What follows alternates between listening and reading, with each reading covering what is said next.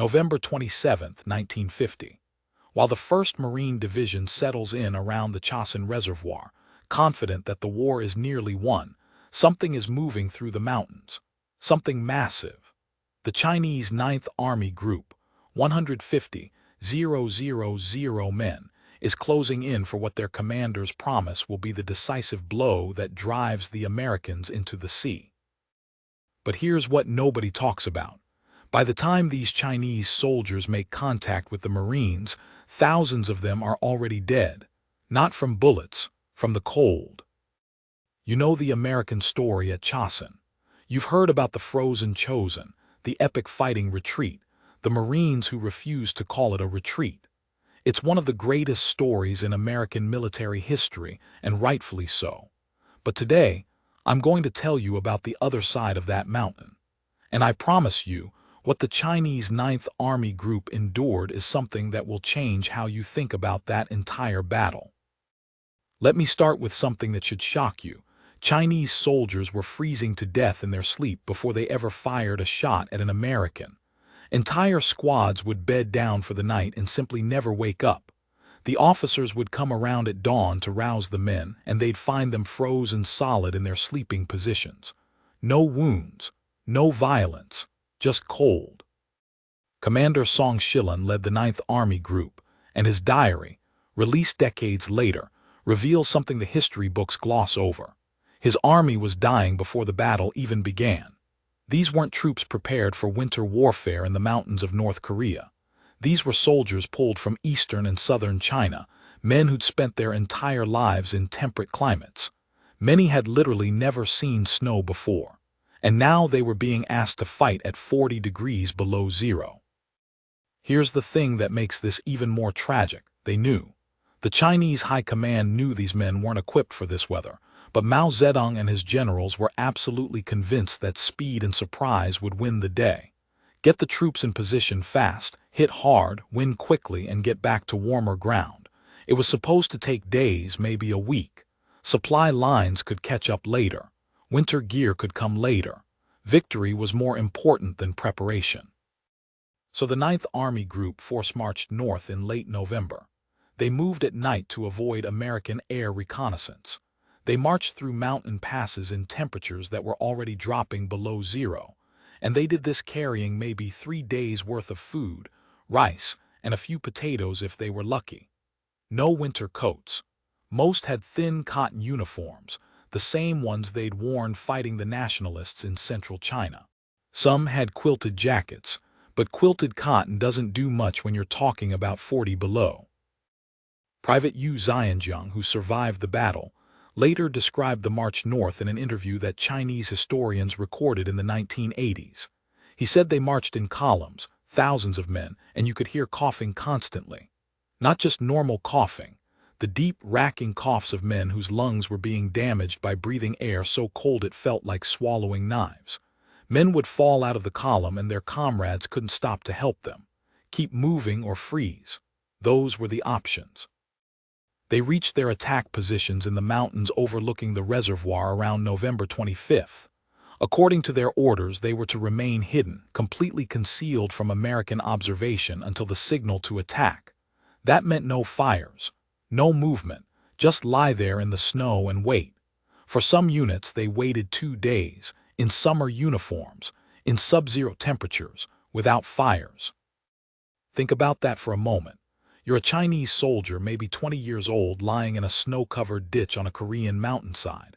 You haven't eaten a hot meal in a week. The cotton uniform you're wearing is frozen stiff.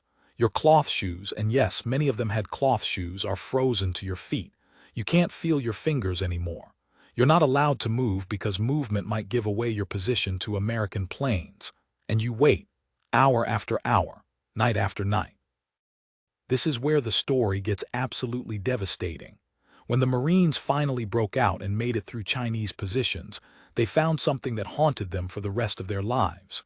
Entire companies of Chinese soldiers frozen in attack positions. Not dead from combat. Frozen. Some were crouched with grenades in their hands, arms drawn back to throw, frozen mid-motion. Others were aiming rifles that had frozen solid. The Marines initially thought it was some kind of trick, that these men would suddenly spring to life. But they were dead, had been dead for hours, maybe days. Captain Martin Russ, a Marine officer, wrote about it years later. He said it was the most surreal thing he'd ever seen. Dozens of men, positioned as if for an assault, but they'd frozen before they could execute it. The cold had killed them faster than bullets ever could. And the Marines realized something terrifying. If the Chinese soldiers facing this weren't just fighting Americans, they were fighting the weather itself. And the weather was winning. Let's talk about the actual assaults, because this is where you understand the desperation. When the Chinese 9th Army Group finally attacked on the night of November 27th, they hit with everything they had. Human wave attacks, bugles blowing, whistles shrieking. The Marines were stunned by the sheer numbers. But here's what the Chinese survivors later revealed. Those weren't coordinated attacks in the way we think of military tactics. Those were men trying to get to American positions, because American positions meant fire, warmth, food. Some Chinese soldiers were literally running toward Marine lines not primarily to kill, but to get warm. This sounds insane until you understand the situation. These men were starving and freezing. They'd been told the Americans had endless supplies, heated tents, hot food. In their desperation, some Chinese units weren't even trying to kill every Marine. They were trying to overrun positions to capture supplies and shelter. Obviously, they were fighting. Obviously, they were trying to win militarily. But the driving force behind some of those attacks was basic human survival instinct. Song Shilan's diary entries from late November and early December are heartbreaking. He writes about receiving reports of entire battalions that were combat ineffective not from casualties, but from frostbite and starvation. On November 30th, he notes that the 59th Division reported it could only muster about 40% combat strength. The rest were dead, dying, or too frozen to fight. And this is while they're actively engaged with the Marines. The logistics failure was catastrophic. The plan had been for supply columns to follow the assault troops, bringing food, ammunition, and winter gear. But American air power destroyed those columns before they could get through. Marine Corsairs and Navy planes absolutely devastated anything that moved on the roads during daylight. So the Chinese soldiers at Chasen were cut off, surrounded by their own supply problems while simultaneously trying to surround the Marines. Here's an irony that should blow your mind. While the Marines were fighting their way out, worried about being encircled and destroyed, the Chinese 9th Army Group was literally disintegrating from within. By December 2nd, some Chinese divisions had ceased to exist as fighting forces, not defeated in battle, consumed by the environment. Officers reported entire companies that had simply vanished. Men had wandered off looking for food or warmth and were never seen again, frozen in ravines or buried under snow. The Chinese casualty figures from Chasen are staggering, and here's the part that makes it even more tragic. Most of them weren't combat casualties. Estimates vary, but somewhere between 30,000 to 40,000 Chinese soldiers died at Chasen. Of those, maybe 15,000 died in actual combat. The rest froze to death or died from starvation and exposure. For every Chinese soldier killed by a Marine's rifle or artillery, 2 or 3 more died from the cold. Let me tell you about the 20th Army 60th Division. They were positioned on the eastern side of the reservoir, tasked with cutting off the Marine retreat. On paper, they had about 10,000 men. When the battle was over and Chinese commanders took stock, the 60th Division could account for fewer than 3,000 effective soldiers. Where did the others go? Frozen in the mountains, dead in their foxholes, evacuated with severe frostbite. An entire division, essentially destroyed. And the Marines they were supposed to be fighting barely knew they existed, because most of them never made it to combat. Private Chen Zhisheng survived Chasen and gave an interview decades later that's preserved in Chinese military archives. He described what it was like on the night of December 6th, when the Marines were breaking through the last Chinese positions on their way to Hungnam. He said his unit was ordered to hold a roadblock at all costs. They had maybe 30 men left from a company that had started with 150. Most were suffering from frostbite. Their rifles barely worked because the metal was so cold it was brittle. They had no food left at all, hadn't eaten in 3 days. When the Marine column approached, Chen said they tried to fight. They really did, but most of their weapons wouldn't fire. The few grenades they had left were frozen, and the men were so weak from hunger that they couldn't throw them far enough to be effective. He watched the Marine tanks roll past, and he said the strangest thing. He felt relief. The battle was over for him. He could stop fighting the cold. Now let's talk about something that American accounts sometimes miss: the Chinese soldiers' perspective on American firepower. From the Marine side, you hear about desperate close-quarters combat, Chinese soldiers closing in despite heavy casualties, relentless pressure. But from the Chinese side, their accounts describe something close to apocalypse. They'd never faced artillery like this, never experienced air power like this, never fought an enemy with this much firepower at their disposal. One Chinese company commander, in a report filed after the battle, described a Marine artillery barrage as the earth exploding. He said his men had fought Japanese artillery in World War II, fought nationalist artillery in the Chinese Civil War, but nothing prepared them for American indirect fire. The Marines could call in fire support that would obliterate an entire hillside.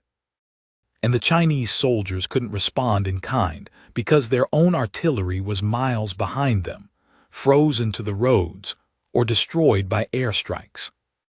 And the aircraft. The Chinese soldiers were absolutely terrified of Marine corsairs. These planes would appear without warning, dropping napalm that would turn frozen mountains into infernos. Private Yu, the one I mentioned earlier, said the sound of a corsair's engine became the sound of death. When you heard it, you pressed yourself into the ground and prayed. Because if the pilot saw you, you were about to burn. The psychological impact of American air superiority can't be overstated. Chinese soldiers felt hunted every moment of every day. But here's something that shows you the complexity of this battle. Despite everything, the cold, the starvation, the overwhelming American firepower, the Chinese Ninth Army Group nearly won. Think about that. These men, dying in droves from exposure, still came so close to destroying the 1st Marine Division.